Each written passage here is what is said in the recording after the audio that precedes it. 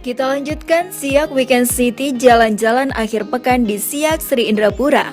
Dan masih di kota Mempura, ada wisata sejarah menarik peninggalan Belanda yang dikenal dengan Tangsi Belanda. Tangsi Belanda kini menjadi destinasi wisata di Siak karena masih berdiri kokoh bangunan khas Eropa yakni bekas wilayah masa penjajahan Belanda.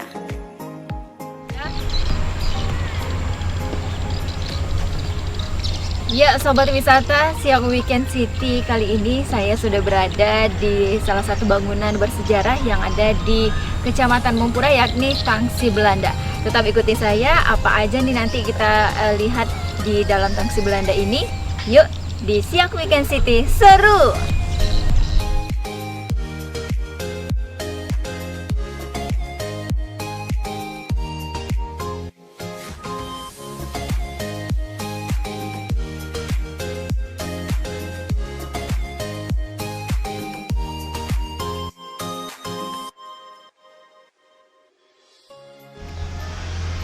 Oke, selamat datang Mbak di Tangsi Belanda, salah satu wisata sejarah yang ada di Kabupaten Siak. Silakan Mbak isi buku tamu.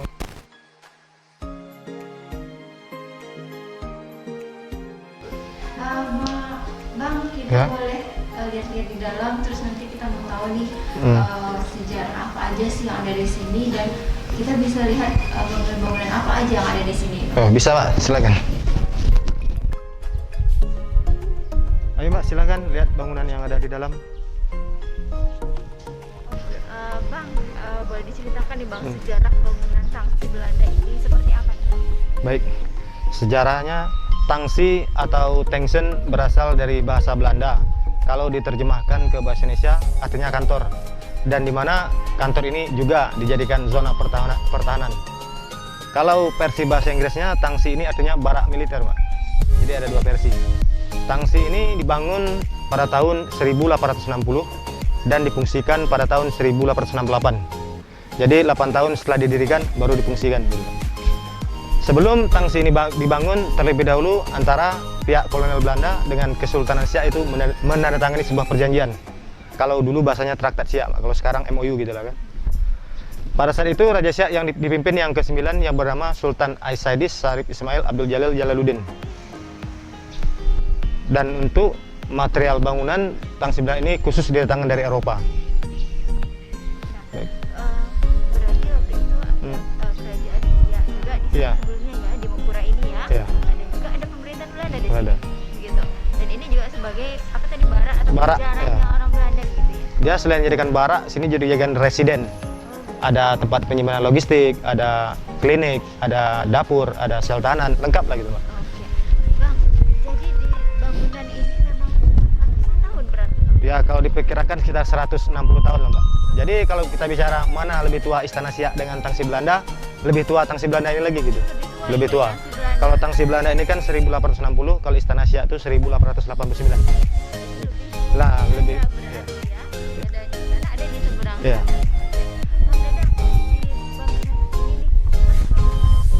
nih, Ya. ada apa-apa aja sih yang bisa kita lihat di sini, Bang Dadang? Kalau untuk sekarang ini paling sekedar penyewaan baju noni Belanda, penyewaan sepeda ontel, penjualan souvenir, tanjak gitu, mainan kunci dan lain sebagainya.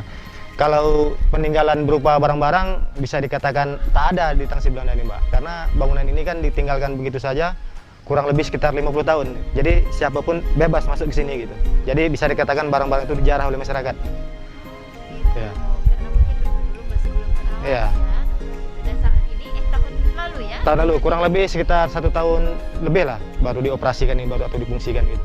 Ini tempat wisata. Iya. Oke. Dan Bang, apa sih peninggalan-peninggalan yang ada di sini tuh?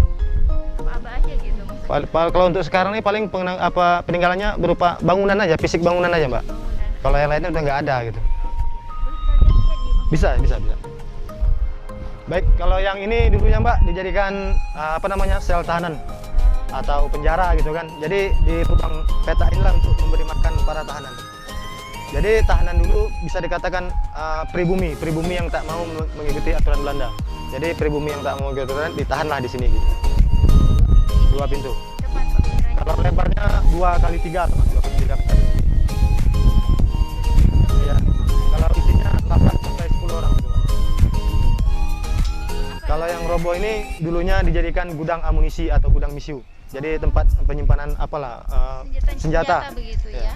Kalau roboh ini yang terjadi belum lama, sekitar tahun 2012 karena faktor usia begitu. Tapi cukup menarik juga Cukup, nih ya. Bang Dadang ya. Ya.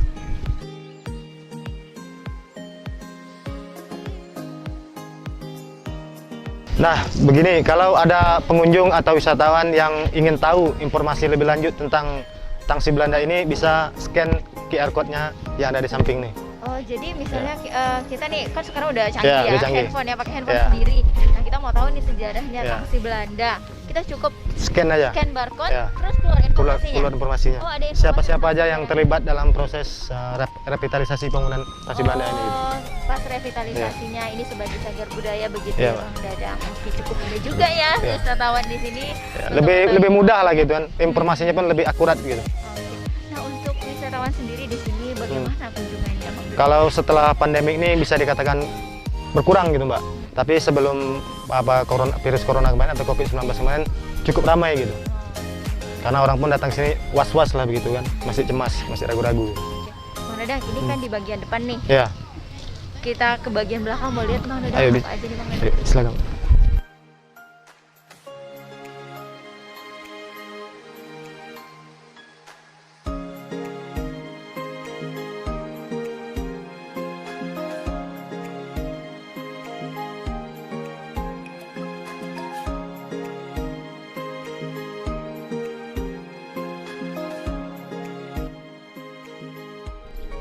Jadi ini bangunan apa nih Bang Dadang?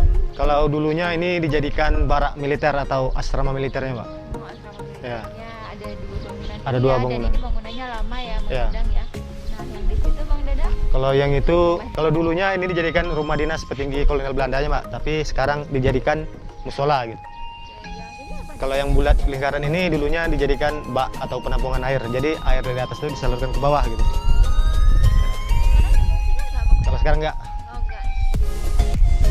ya pajangan aja sekarang. Kalau yang ini atau apa namanya ya, situs atau tapak ini dulunya bangunan, Pak. Kalau bentuk spesifiknya sama seperti yang di samping. Cuma pada tahun 70-an mengalami kebakaran. Kalau dulu kan bangunannya kayu aja, Mbak ya. Seperti yang di belakang Seperti yang itu. belakang itu. Oke, jadi ini tinggal tapak-tapaknya Iya. aja. Dulu sempat dijadikan sekolah rakyat sini, Mbak. Oh, sekolah rakyat Sekolah rakyat. di Benteng. Di Mempura ini. Ya, Oke. Nah, di sini juga bisa selfie-selfie ya? bisa. Kalau malam ini kan hidup lampunya, Pak. Oh, Jadi untuk menambah hidup suasana gitu loh, Pak. di bangunan yang itu Bang Dadang, itu kan bangunan baru ya? Bangunan baru. Kalau dulunya itu dijadikan tempat jamuan makan atau kantin lah istilahnya, Pak, untuk tentara Belanda. Oh, memang ada juga Ada, dulu? ada dulunya. Oh, sudah dibuka Ya. juga. Nah, terus sekarang juga difungsikannya gimana nih Bang Dadang? Kalau rencananya kan dulu kan untuk acara JKPI itu, Mbak. Yang acara bulan 5 itu kan jaringan Kota Pusaka Indonesia. Tapi lantaran Covid ditunda gitu. Bukan ditunda, jadi cuma undangannya nggak seperti yang diharapkan gitu. Pandemi Covid. Oke, Bang Dadang, kita boleh lihat lagi apa sih yang ada di sini Bang Dadang? Kalau yang kita lihat ya, ini ada pelabuhannya. Tangsi Belanda yang menjadi objek wisata di Mempura ini buka setiap hari mulai pukul 9 hingga pukul 5 sore. Selain melihat peninggalan sejarah yang ada, tempat ini juga ramai dikunjungi wisatawan sebagai spot foto menarik. Karena bangunan di sini memiliki arsitektur khas Belanda yang terdiri dari 2 lantai dan berada di pinggir Sungai Siak. Rasanya puas mengabadikan foto sambil menikmati suasana sore di tepian sungai melihat suasana di seberang kota Siak. Sobat wisata, tidak hanya itu, di Tangsi Belanda ini ternyata juga ada penyewaan baju-baju bertemakan Belanda, seperti pakaian pria dan wanita Belanda, sepeda ontel, hingga aksesoris ciri khas Belanda. Nah, ini dia pakaian none Belanda yang ada di Tangsi Belanda. Bagi sobat wisata yang jalan-jalan akhir pekan di Tangsi Belanda, boleh dicobain pakaian none Belanda, dan untuk laki-laki juga ada. Dan tentunya kita harus berselfie dulu ya.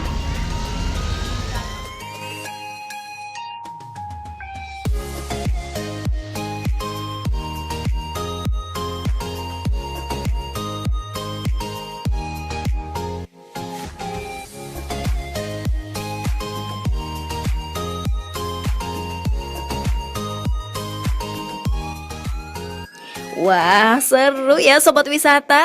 Jalan-jalan Siak Weekend City melihat suasana kota Mempura nan asri dan serasa di kampung halaman. Melihat wisata sejarah sambil bersuah foto. Bermalam minggu akhir pekan di Siak Sri Indrapura, habis berkeliling wisata di kota Mempura, Siak Weekend City cari tempat nongkrong asik sambil makan malam dan ngopi tentunya. Iya sobat wisata, tadi kita sudah jalan-jalan di Mempura, lihat bangunan-bangunan sejarah dan berbagai spot wisata yang ada di sana. Dan malam ini, malam minggu akhir pekan, Siak Weekend City kali ini mau pergi nongkrong nih. Nongkrongnya di mana? Kita nongkrongnya ada di jalan di Turap, tepatnya di Jalan Sultan Ismail. Di sini Turap ada di pinggir sungai gitu. Biasanya di sini banyak kuliner-kuliner malam gitu kalau di Siak. Dan saya mau nongkrong malamnya nih di Rasaki Cafe. Nah, ada apa aja ya di sini dan seseru apa gitu kita nongkrong di sini? Tetap terus di Siak Weekend City, seru. Ini dia Rasaki Cafe yang ada di Turap Siak. Menu makanan dan minuman di sini bervariasi. Dan untuk menemani nongkrong malam minggu, saya memesan mie tiaw dan kopi.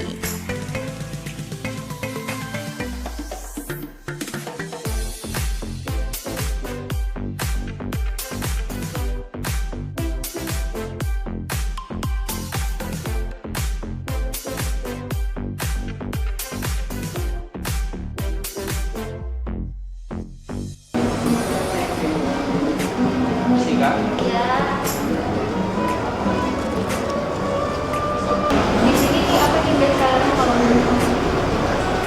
best seller di minumannya apa nih kalau di sini? Yang best seller yang biasa dipesan sama orang-orang itu apa? Kira-kira oh, kopi ya. Kalau selain yang kopi apa? Oh, sama green tea. Kalau untuk makanan di sini apa nih best sellernya? Ada nasi goreng spesial sama ini tiaw. Spesial ya. Boleh deh ya, ini ya. Kue tiaw boleh lah. Oke, kue tiaw deh. Kue tiawnya kuah atau goreng nih? Kue tiaw goreng ya? Iya. Oh, kue tiaw goreng boleh deh, kue goreng. Sama minumannya tadi green Thai tea ya, Thai tea aja deh, Thai tea.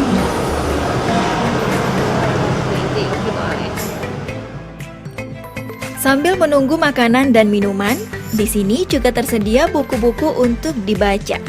Wah, jadi nggak bosan ya sobat wisata? Halo Ci, selamat malam. Bang Yonal ya? Ya.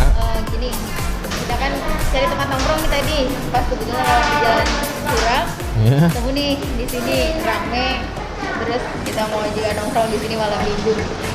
Juga mau tahu nih Siak Weekend City, konsep dari cafe ini sendiri bagaimana sih? Bang? Rasaki Cafe ini konsepnya sebenarnya lebih ke tongkrongan sih, tongkrongan kemudian lebih kafe komunitas. Selama ini lebih ke gamers sama anak-anak musik gitu. Kemudian kita juga punya tamu-tamu reguler, kemudian tamu-tamu keluarga. Gitu. Selalu rame berarti malam-malam ya? Malam ya. Bukanya jam berapa nih mulai di sini? Sebenarnya untuk kita udah bisa terima tamu jam 15 sore ya. Atau jam 3 sore. Berarti Karena memang dari sore ya? Bang? sore. Kalau hari kerja Senin sampai Jumat itu jam 1 sudah bisa. Oh, udah buka juga Jam 1. sih. Akhir pekan ada jam 3. Oh, Bang, saya lihat juga nih di sini ya ada buku-buku Iya. juga di sini ada fasilitasnya. Nah, selain itu fasilitas di sini apa aja sih Bang ya? Fasilitas bukunya? Fasilitasnya, maksudnya fasilitas Oh. kafenya apa aja gitu? Ya memang sengaja kita taruh beberapa buku ya dari rak sederhana yang kita buat itu untuk menyajikan fasilitas tambahan untuk kawan-kawan yang hobi baca. Karena dari awal konsepnya kita pengen memberikan ruang ngopi, diskusi dan buku gitu maksudnya. Jadi ya maklumlah belum dibenahi selama apa. Ada sih beberapa konsep yang kami pikirkan untuk tambahan buku-buku ini. Bukunya udah ada, cuman karena fasilitasnya tempat bukunya belum kita buat, mudah-mudahan tahun ini ya. Makanya buku disimpan di rumah dulu. Selain itu kita punya ada wifi 30 Mbps. Kemudian kita menyiapkan sound system. Kalau misalnya ada teman-teman komunitas musik ya silahkan main gitu kan. Kalau misalnya ada teman-teman dari komunitas ingin diskusi, manfaatkan aja sound system yang telah kita miliki gitu. Jadi tidak ada kekakuan. Mereka ini apa bebas-bebas aja sih menggunakannya. Terbuka untuk siapa aja. Diskusi boleh. Boleh. Mau main musik boleh. Iya. Mau nongkrong ngopi boleh. Iya. Games juga boleh. Oh, games juga boleh. Kebanyakannya anak-anak muda yang main game jadi sini. Iya, kebanyakan anak muda sih. Oh iya, tadi udah pesan nih. Ini best sellernya ya? Iya, Vietnam ya. Vietnam Drip. Sambil nongkrong, sambil ngopi, sambil juga lihat live akustik di sini. Siap, boleh, boleh. Silakan. Terima kasih ya, Bang Yonel ya. Terima kasih. Sama Kita nikmati dulu yang di sini sambil lihat live akustik. Oke.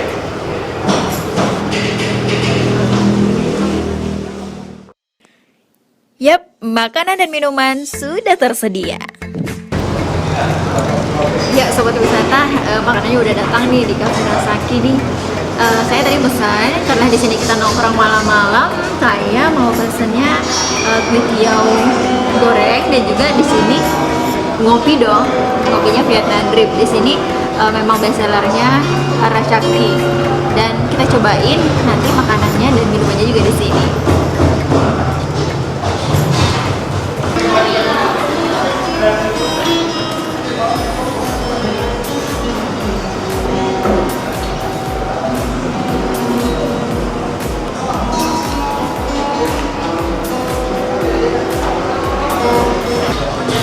Nah, tadi saya sudah nyobain nih di sini kita pesannya kue tiaw goreng. Dan karena di sini memang tempatnya nongkrong, jadi saya pesan makanan ringan aja seperti kue tiaw goreng dan juga ngopi Vietnam Drip ini.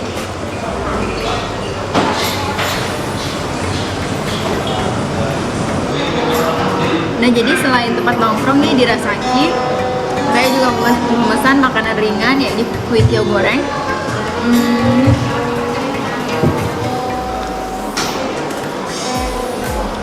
Rasanya seru kok, pedas. Untuk anak muda cocok nih. Dan juga di sini banyak sih keluarga-keluarga juga yang nongkrong di sini. Seru sambil nongkrong, sambil makan dan minum di Cafe Rasaki.